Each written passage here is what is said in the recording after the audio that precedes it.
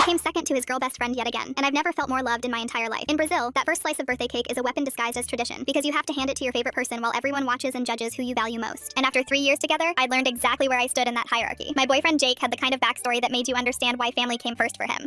His adoptive mother had found him digging through restaurant garbage when he was 7, his ribs showing through torn clothes, and she'd taken him home that very night. His birth mother had fought poverty with her bare hands, working 3 jobs to keep her children fed, even when it meant she went without. These 2 women had given him life in different ways, so of course I understood when he gave them the first slices at their respective celebrations.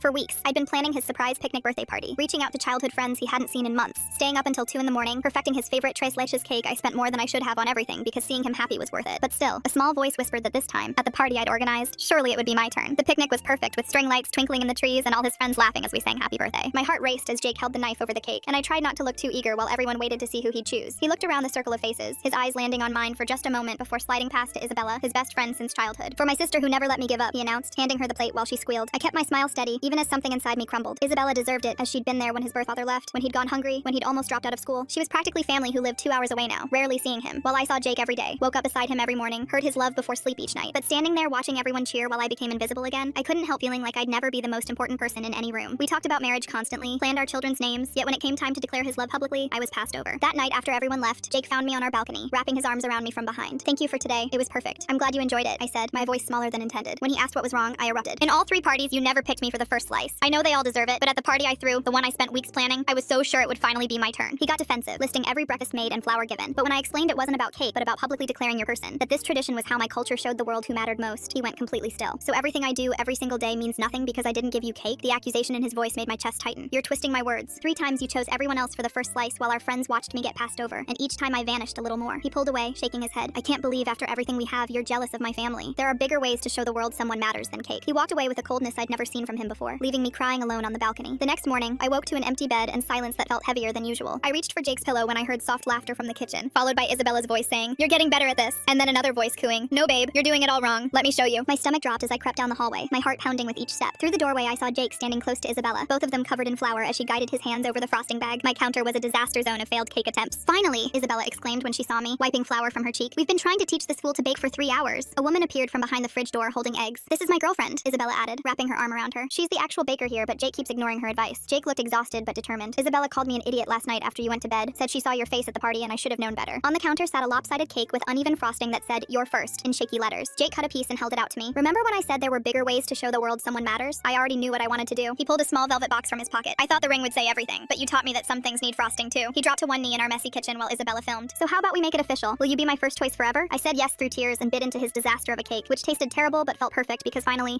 I was first.